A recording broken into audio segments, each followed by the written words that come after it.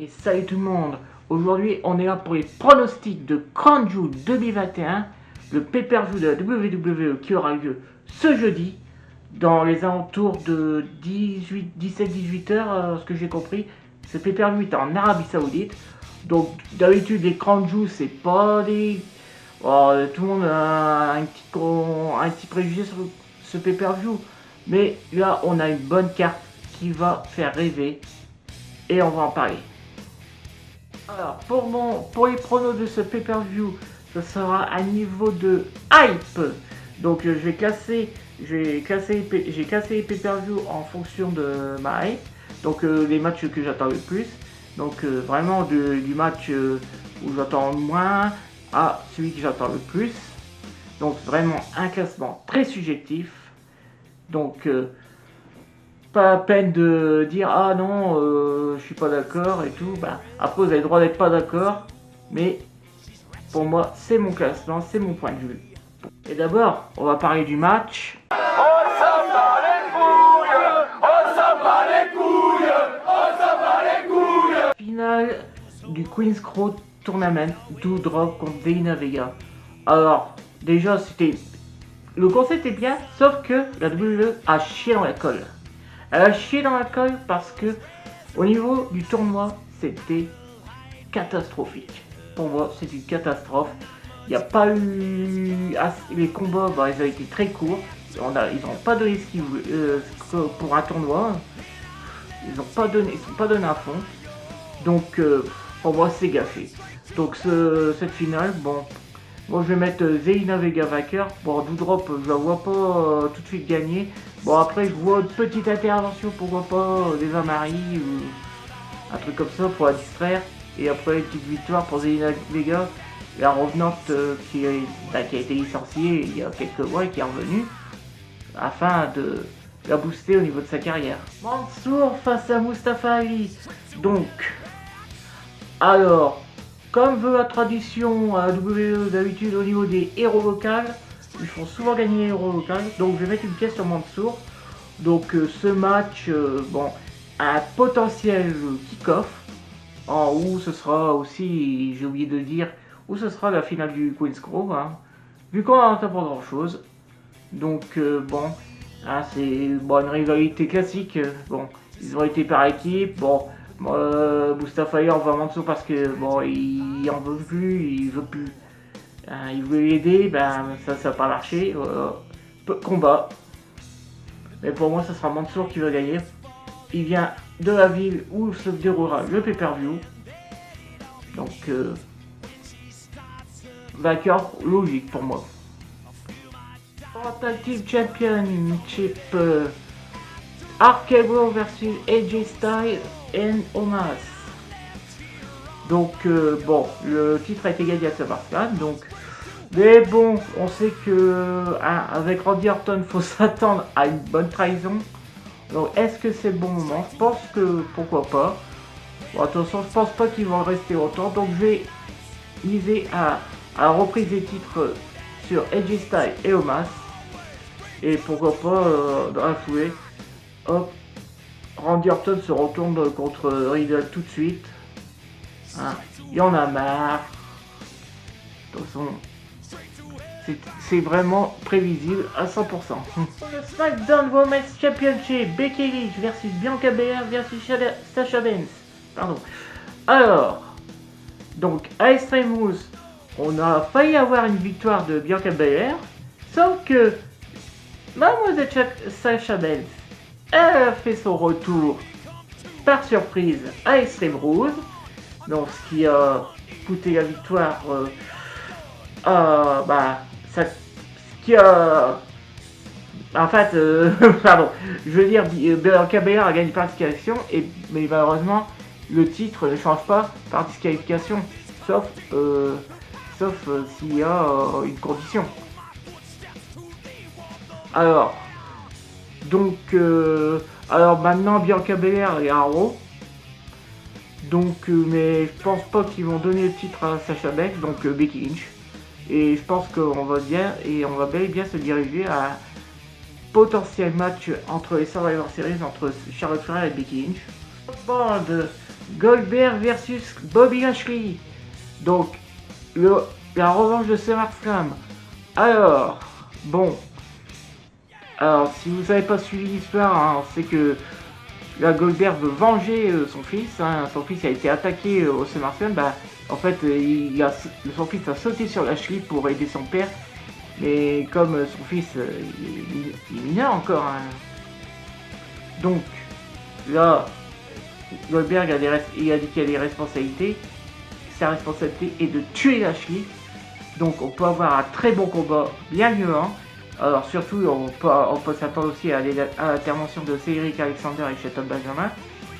Donc MVP, je pense pas qu'on le reverra vu qu'il est blessé. Je pense, à moins qu'il... Bon, je pense pas. Alors, mais, victoire quand même de Goldberg, hein, vu que là, il y a la dernière fois le titre était en jeu à SummerSlam. Là, pas de titre. Donc, on va donner une victoire à Goldberg. Voilà, comme ça, tout le monde est content. Un partout. Titre de la WWE, Big E face à Drew McIntyre. Donc, les deux faces. Donc, même si Drew McIntyre est sur une penchante heel, et bon, maintenant que Drew McIntyre a été là, il a pu la contrainte de ne plus avoir de match de championnat vu que Lashley a été battu. Big E a cassé cette chaîne que Drew McIntyre avait. Donc, sauf que maintenant Drew McIntyre est à SmackDown. Alors, Big E, je pense qu'il va rester champion et Drew McIntyre, comme ça, Drew McIntyre va se diriger après Crown Jewel face à Roman Reigns. Je ne vois pas Drew McIntyre remporter le titre ce jeudi. De championnat, on enchaîne avec le Universal Championship.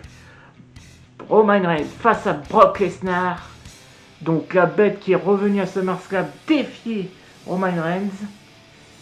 Donc j'avais parlé au Extreme Rules. Hein, donc Reigns avait gagné dans une fin controversée face à Finn Balor. Alors, maintenant, la question de ce match. Que va faire Paul Heyman?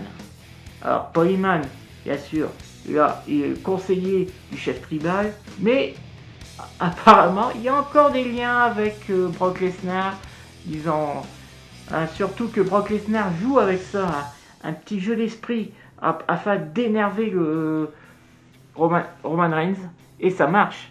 La fois au draft qui a dit qu'il était agent libre afin de pouvoir aller où il veut. Et dernièrement, c'était au dernier SmackDown qui a dit qu'il a eu les clauses du contrat avec son ami Paul Heyman. Donc c'est très bien joué. Mais bon. Est-ce que Brock Lesnar va remporter le titre? Non. Non, c'est bon. Je pense que Roman Reigns va rester encore champion à Crown Jewel. Donc après, on sait, hein, je sais bien que Brock Lesnar fait vendre, mais on sait qu'on en a assez de voir Brock Lesnar champion. Après, surtout que Brock Lesnar est part-timer et que le champion doit toujours être présent dans l'arène. Maintenant, bon, il n'y a que Brock Lesnar qui se permet de faire ça. Donc, on va laisser le titre à Roman Reigns. King of the Ring Tournament.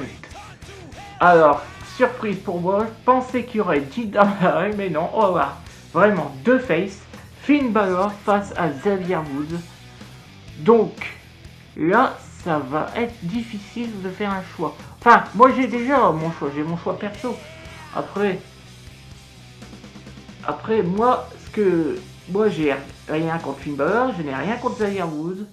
Les deux, si l'un des deux remporte le King of the Ring, je serais content. Mais je serais plus content que ce soit Xavier Woods qui soit King of the Ring. Alors pourquoi? Parce que bon, pour Finn Balor, bon, niveau carrière, 2 fois champion à NXT, premier champion universel, champion intercontinental. Donc pour sa carrière solo, tout va bien. Sauf que Xavier Woods, lui, carrière solo, il n'y a rien pour le moment. Hein. Et puis, on complète la trinité. Voilà, Kofi Kingston a été champion de WWE, Biggie, il est actuellement champion. Voilà, maintenant il manque plus que Xavier Woods. Donnez le King of the Ring à Xavier Woods. Afin de booster, le pusher pour, pourquoi pas, une carrière solo. Et aller chercher un titre plus tard. On termine par le match Edge versus Seth Rollins dans le Hell in a Cell. Donc, c'est la fin de cette rivalité qui a commencé après le Money in the Bank. Courant le Money in the Bank, donc Seth Rollins qui avait coûté le match de championnat à Edge. Ça c'est à SummerSlam, victoire de Edge. À SmackDown, Seth Rollins qui avait pris sa revanche. Maintenant, Hell in a Cell. Donc Edge impose le Hell in a Cell. Et pour moi, ce sera une deuxième victoire pour Edge. Donc on va avoir, je pense avoir un match quand même pas assez violent quand même. Hein, je pense que il peut être, on peut espérer un niveau comme on a eu en 2008 avec Undertaker. Donc pourquoi pas Edge aller chercher ses armes de prédiction, les échelles, afin de battre Seth Rollins. Seth Rollins. Donc en plus les deux, ils sont complètement barges en ce moment. Mais bon, après on sait que Edge, avec son côté dark de The Brood et aussi avec le Minister of Darkness qu'il y a eu, on peut facilement dire que Edge a une victoire potentielle. Après si c'est Seth Rollins, bon, voilà, c'est la vie. Voilà, pour ces pronostics de Crown Jewel, donc n'hésitez pas à en parler aussi en commentaire et tout.